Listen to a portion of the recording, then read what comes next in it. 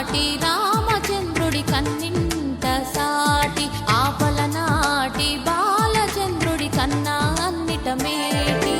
అనిపించే అరుదైన అబ్బాయికి మనువండి